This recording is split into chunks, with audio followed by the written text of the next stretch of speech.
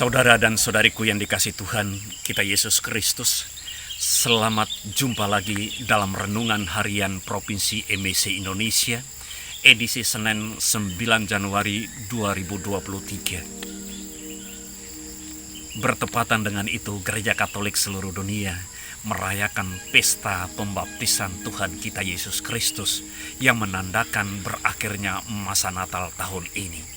Dan besok kita akan memasuki masa biasa. Kisah Injil yang kita dengarkan dan kita baca hari ini, kita ambil dari Injil Matius pasal 3 ayat 13 sampai dengan 17, mengisahkan tentang pembaptisan Tuhan kita Yesus Kristus oleh Yohanes Pembaptis di Sungai Yordan.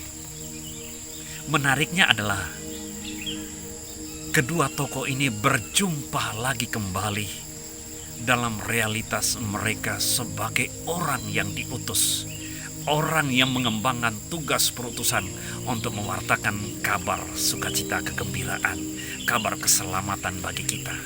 Satu mempersiapkan jalan bagi keselamatan, dan satu mengeksekusi jalan keselamatan itu menjadi nyata untuk kita umat manusia.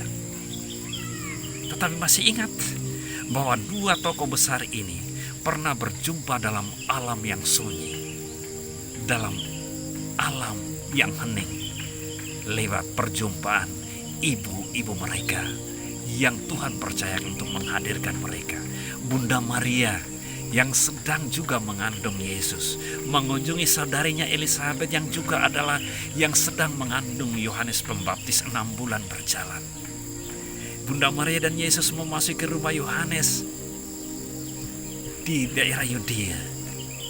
Melonjaklah Yohanes di dalam rahim ibunya Elisabet.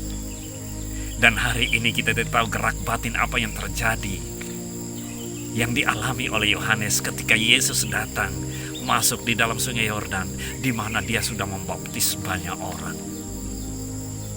Tetapi saudaraku, pada saat Yesus mengikhlaskan diri untuk dibaptis oleh Yohanes Pembaptis di Sungai Yordan, mau menegaskan bahwa apa? Yesus mau menunjukkan kepada dunia dan kepada kita sekalian, dia adalah sungguh-sungguh putra Allah. Putra Allah yang diutus ke dunia untuk menyelamatkan kita. Kisah Injil menegaskan dua hal, menggarisbawahi apa yang saya katakan ini. Yang pertama, pada saat setelah dia dibaptis dan keluar dari Sungai Yordan, langit terbuka dan Roh Allah turun ke atasnya dalam wujud burung merpati.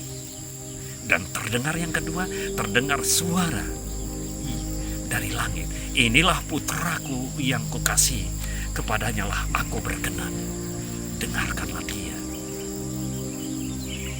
Saudara dan saudariku, pada saat Yesus menerima pembaptisan Yohanes Pembaptis, artinya apa?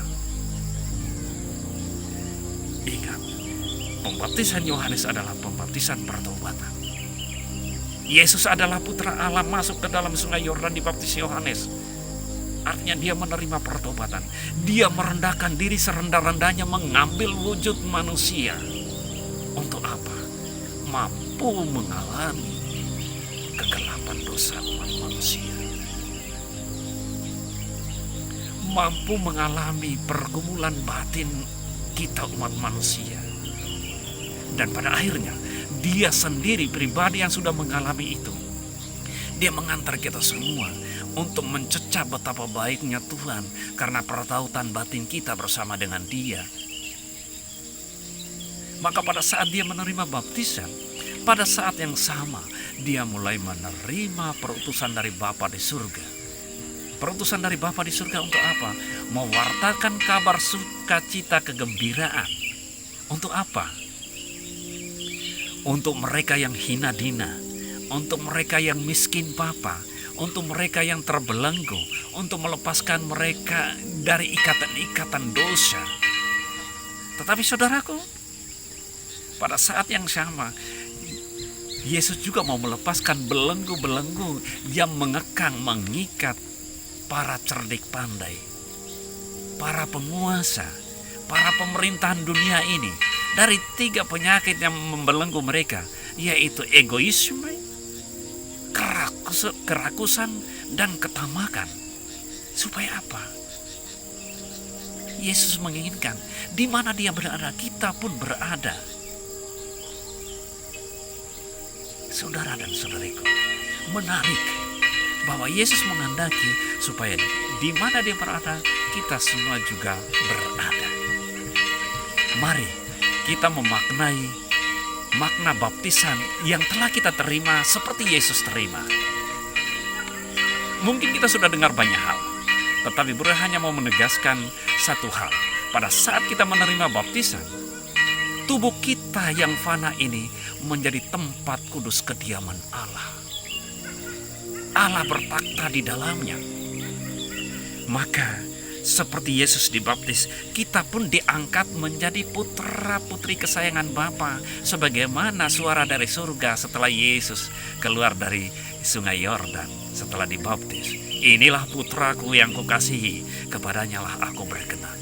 Suara yang sama juga diamanatkan kepada kita sebagai putra-putri kekasih Bapa di surga. Luar biasa, bukan? Maka mari kita butuh pertobatan, dan pertobatan itu terjadi di dalam dan melalui gereja. Pada saat kita dibaptis, kita semua masuk dalam persekutuan gereja yang kudus, gereja yang Katolik, gereja yang apostolik, gereja yang satu. Maka saudara dan saudariku, catatan yang terpenting untuk kita sekalian adalah